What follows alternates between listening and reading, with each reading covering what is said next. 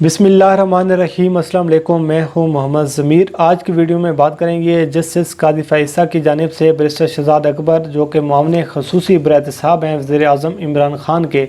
उनसे 15 सवालों के जवाबात मांग लिए गए हैं। और ये वो सवालात हैं जो बैरिस्टर शहजाद अकबर की अहलियत के हवाले से हैं, उनकी तकर्री के हवाले से हैं और सबसे बढ़कर उनकी हुब्बुल वतनी के हवाले से हैं। और अब देखना ये है कि बैरिस्टर शहजाद अकबर साहब क्या सुप्रीम कोर्ट ऑफ पाकिस्तान को मुतमिन कर पाते हैं या नहीं कर पाते, या फिर उनके लिए जो मुश्किलात हैं मज़ीद बढ़ेंगी। तो इस हवाले से आज की वीडियो में हम आपके सामने तमाम तर तफसीलात रखेंगे कि बैरिस्टर शहजाद अकबर को अब क्यों निशाना बनाया जा रहा है, उनसे ये 15 सवाल क्यों पूछे गए हैं। तो इस हवाले से कुछ तफसीलात हैं जो आज हम आपके सामने रखेंगे। तो सबसे पहले मैं आपके सामने इसका बैकग्राउंड रख देता हूं कि ये सवालनामा बैरिस्टर शहजाद अकबर से क्यों पूछा जा रहा है और ये सुप्रीम कोर्ट ऑफ पाकिस्तान से क्या इस्तदा की गई है जस्टिस काजी फ़ाइज़ा साहब की जानिब से। उसके बाद फिर आपके सामने वो 15 सवाल रखेंगे जिन सवालों के उन्होंने जवाब मांगे हैं बैरिस्टर शहजाद अकबर से। जैसा कि आपके इल्म में है कि हुकूमत पाकिस्तान ने सुप्रीम जुडिशल कौंसिल में एक रेफरेंस दायर किया था जस्टिस काजी फ़ाइज़ा साहब के ख़िलाफ़। और ये जो रेफरेंस तैयार किया था, ये रेफरेंस तैयार किया था वज़ीर क़ानून फ़ारूक नसीम साहब, उनके साथ शामिल थे इस टीम में बैरिस्टर शहजाद अकबर साहब जो कि मामले ख़ुसूसी बरएहतसाब हैं वज़ीर आज़म इमरान ख़ान के, और इसके साथ साथ जो साबिक़ अटारनी जनरल ऑफ पाकिस्तान थे अनवर मंसूर ख़ान साहब जो उस वक्त अटारनी जनरल ऑफ पाकिस्तान थे। इन तीन लोगों ने मिलकर इस रेफरेंस को तैयार किया। फिर एक प्रोसीजर होता है कि सदर के सिग्नेचर के साथ फिर इसको सुप्रीम जुडिशल कौंसिल में फ़ाइल किया गया। तो ये इसका बैकग्राउंड था। तो अभी तो इसकी कार्रवाई जो है अभी सुप्रीम जुडिशल कौंसिल में ये पेंडिंग था। तो जस्टिस काजी फ़ाइज़ा साहब ने सुप्रीम कोर्ट ऑफ पाकिस्तान में एक रिट पिटीशन दायर की है आर्टिकल 184(3) के तहत, और उन्होंने ये इस्तदा की है कि ये जो रेफरेंस की कार्रवाई हो रही है ये गैर कानूनी है और इसमें जो प्रोसीजर को अडॉप्ट किया गया है ये भी गैर कानूनी है। और इसके साथ साथ उन्होंने ये भी कहा है कि जिन लोगों ने मेरे ख़िलाफ़ और मेरी फैमिली के ख़िलाफ़ इंफॉर्मेशन को कलेक्ट किया है वो भी गैर कानूनी तरीके से इंफॉर्मेशन कलेक्ट की गई है। तो इस्तदा ये की गई है कि इस रेफरेंस को खारिज किया जाए या फिर मुअत्तल किया जाए। तो ये एक रिट पिटीशन है जो जस्टिस काजी फ़ाइज़ा साहब ने सुप्रीम कोर्ट ऑफ पाकिस्तान में दायर की है, जिसके बाद हुकूमत की जानिब से जिन लोगों को नोटिस भेजा गया था उन्होंने जवाब जमा करवाया। उसके बाद फिर ये जो 15 सवालों पर मुश्तमिल एक सवालनामा है ये जवाब में जस्टिस काजी फ़ाइज़ा साहब ने अब सुप्रीम कोर्ट ऑफ पाकिस्तान में जमा करवाया है। तो अब देखना ये है कि बैरिस्टर शहजाद अकबर साहब जो हैं ये अदालत को मुतमिन कर पाती हैं या नहीं कर पाते। तो फिर आप बात कर लेती हैं उन सवालों की जिनके बारे में मैंने आपको कहा था कि ये 15 सवाल हैं। ये एक ऐसे सवाल हैं कि अगर जस्टिस काजी फ़ाइज़ा साहब जो हैं जिनकी जानिब से ये पूछे गए हैं कि अगर बैरिस्टर शहजाद अकबर साहब ये अदालत को मुतमिन नहीं कर सकते और नहीं कर पाते तो फिर ये बैरिस्टर शहजाद अकबर साहब के लिए मुश्किलात ज़रूर हो सकती हैं। जस्टिस काजी फ़ाइज़ा साहब की जानिब से जो पहला सवाल पूछा गया है उन्होंने पहला ये सवाल पूछा है कि शहजाद अकबर को किसने मुलाजमत पर रखा, ये उनका पहला सवाल है। दूसरा जो सवाल पूछा गया है कि क्या असासा जात बरामदी यूनिट के चेयरमैन के ओहदे का इश्तिहार दिया गया था या नहीं दिया गया था। इसके साथ जो तीसरा सवाल पूछा गया है कि क्या असासा जात बरामदी यूनिट के लिए क्या दरख्वास्तें तलब की गई थी या नहीं की गई थी। इसके साथ साथ जो चौथा सवाल पूछा गया है क्या शहजाद अकबर का इंतखाब फेडरल पब्लिक सर्विस कमीशन के ज़रिए हुआ या नहीं हुआ। इसके साथ जो पाँचवा सवाल पूछा गया है कि अगर इन 3 से 4 सवालात के जवाबात मनफी हैं तो फिर शहजाद अकबर को मुलाजमत पर कैसे रखा गया, ये सवाल पूछा गया है जस्टिस काजी फ़ाइज़ा साहब की जानिब से। छठा सवाल पूछा गया है कि शहजाद अकबर की मुलाजमत की शराइत व ज़वाबित क्या हैं। सातवां सवाल ये है कि क्या शहजाद अकबर पाकिस्तानी हैं या नहीं पाकिस्तानी। ये एक ऐसा सवाल है जो उनकी हुब्बुल वतनी के हवाले से सवाल पूछा गया कि क्या वो पाकिस्तानी हैं, क्या डुअल नेशनल हैं या पाकिस्तान के नेशनल हैं। और आठवां सवाल ये है कि क्या बैरिस्टर शहजाद अकबर साहब गैर मुल्की हैं या उनके पास डुअल नेशनल वो रखते हैं।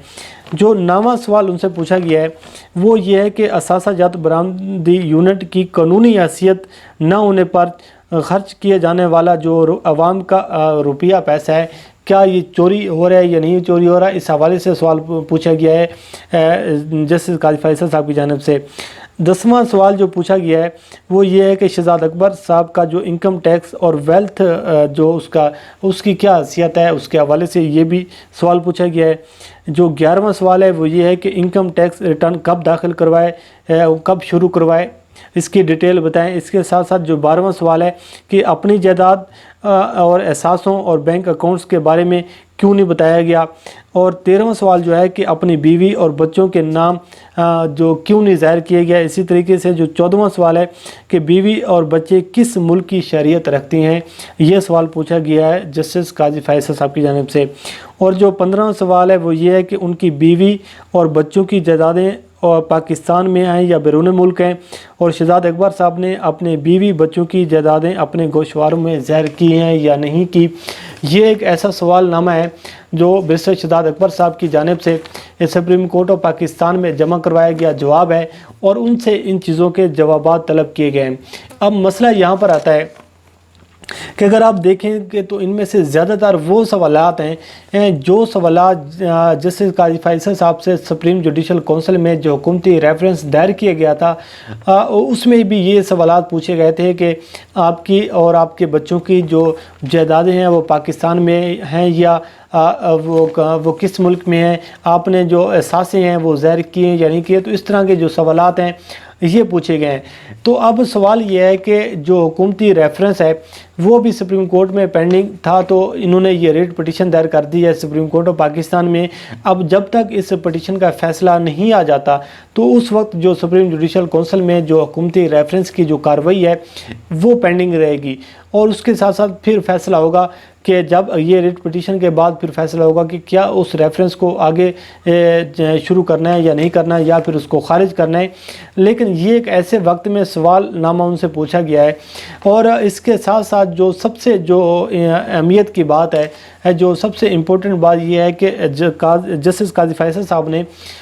سپریم کورٹ آف پاکستان سے یہ استدعا بھی کی ہے کہ ان کے خلاف توہین عدالت کی کارروائی کی جائے، جس میں فروغ نسیم صاحب کا نام آ رہا ہے، جس میں بیرسٹر شہزاد اکبر صاحب کا نام آ رہا ہے، جس میں انور منصور خان صاحب کا نام آ رہا ہے۔ کیونکہ میں نے آپ کو شروع میں بتایا تھا کہ یہ 3 وہ لوگ تھے جن لوگوں نے یہ حکومتی ریفرنس تھا وہ تیار کیا، اور انہوں نے یہ اس میں استدعا کی ہے کہ کیونکہ انہوں نے میرے خلاف اور میری فیملی کے خلاف غیر قانونی طریقے سے یہ ریفرنس فائل کیا ہے، یہ جو انفارمیشن کلیکٹ کی ہے یہ غیر قانونی طریقے سے کی ہے، تو اس کی کوئی قانونی حیثیت نہیں ہے، تو ہمیں بدنام کرنے کی کوشش کی گئی ہے، تو لہٰذا یہ جو ریفرنس ہے اس کو خارج بھی کیا جائے، اور پھر ان کے لیے جو توہین عدالت کی وہ بھی ان کے خلاف کارروائی شروع کی جائے۔ تو اب دیکھنا یہ ہے کہ حکومت اس کے جواب میں کیا اپنا رد عمل پیش کرتی ہے، اور بیرسٹر شہزاد اکبر صاحب جو ہیں وہ ان سوالوں کے جواب میں کیا جواب دیتی ہیں۔ لیکن جو اہم بات یہ ہے کہ جسٹس قاضی فائصہ صاحب کو شاید اس بات کا علم بھی ہوگا کہ عمران خان صاحب نے اس سے پہلے ہی جب شوگر انکوائری رپورٹ جب سامنے آئی تو اس کے بعد عمران خان صاحب نے اپنے تمام معاملے خصوصی ہوں یا پھر ان کے وزراء جو وزراء ہیں وہ ہوں، تو ان سب سے انہوں نے اس بات کی تمام تر تفصیلات مانگ لی ہیں کہ اپنے اثاثے جو ہیں یہ شو کریں اور بتائیں کہ کتنی آپ کے اثاثے ہیں اور کیا کیا آپ کی جائیدادیں ہیں، تمام تر جو تفصیلات ہیں اپنے گوشواروں میں ان کو ظاہر کیے جائیں، جو معاون خصوصی بھی ہیں اور جو وزراء بھی ہیں۔ حالانکہ جو معاون خصوصی ہیں ان کے لیے یہ شرط نہیں ہے، لیکن وزیر اعظم عمران خان نے اس بات کا ان کو سختی سے اس چیز کا حکم دیا ہے، کیونکہ یہ شکوک و شبہات کی جانب جو چیزیں بہت زیادہ جا رہی تھی کہ عمران خان صاحب کی اپنے لوگ جو ہیں وہ کرپشن کرتے ہیں تو اس کے خلاف کارروائی نہیں ہوتی، لیکن عمران خان صاحب نے یہ کیٹیگوریکل ایک میٹنگ میں یہ اناؤنسمنٹ کی تھی کہ جو حکومتی وزراء ہیں جو معاون خصوصی ہیں وہ تمام اپنے اثاثے اور تمام تر جو تفصیلات ہیں وہ جمع کروائیں۔ لیکن اس کے ساتھ ساتھ یہ جو اب ان سے سوال نامہ پوچھا گیا ہے، اب معاملات جو ہیں یہ ان سے یہ ایک تاثر آ رہا ہے کہ جو معاملات ہیں اب پرسنل جو چیزیں ہیں یہ ہونا شروع ہو گئی ہیں، کیونکہ جو بیرسٹر شہزاد اکبر صاحب کو اس لیے نشانہ بنایا جا رہا ہے کہ انہوں نے جو تمام تر انفارمیشن ہے وہ انہوں نے کلیکٹ کی تھی، اور اس کے ساتھ ساتھ جو ریفرنس تیار کیا تھا یہ بھی انہوں نے اس میں تیار کرنے میں اس نے بہت زیادہ اہم کردار ادا کیا۔ تو اس حوالے سے اب یہ سوال نامہ ان سے پوچھا گیا ہے، اور کوشش یہ کی جا رہی ہے جسٹس قاضی فیصل صاحب کی جانب سے، یہ ان سوالوں کے جواب پوچھنے کی کوشش کی جا رہی ہے جو ابھی تک خود جسٹس قاضی فیصل صاحب سپریم جوڈیشل کونسل کو مطمئن کرنے میں ناکام نظر آ رہے ہیں، عدالت کو ناکام نظر آ رہے ہیں مطمئن کرنے میں، لیکن یہ ان سے سوال نامہ اب پوچھا جا رہا ہے۔ اب دیکھتے ہیں کہ وہ عدالت کو مطمئن کر پاتے ہیں یا نہیں کر پاتے، لیکن جو معاملات ہیں، جو صورتحال ہے اب وہ کھل کر سامنے آ چکی ہے۔ حکومت اور جو جسٹس قاضی فیصل صاحب ہیں وہ اب کھل کر میدان میں آ چکی ہیں۔ اب دیکھتے ہیں کہ کس کی جیت ہوتی ہے، کس کی ہار ہوتی ہے، کیا حکومت کے لیے مشکلات زیادہ بڑھتی ہیں یا پھر قاضی فیصل صاحب کے لیے مشکلات جو ہیں وہ بڑھتی ہیں، یہ آنے والا وقت بتائے گا۔ مجھے دیجیے اجازت، اللہ کریم آپ کا حامی ناصر ہو۔ انشاءاللہ مزید اپڈیٹ جو ہوں گی اس سے بھی آپ کو آگاہ کرتے رہیں گے۔ اللہ حافظ۔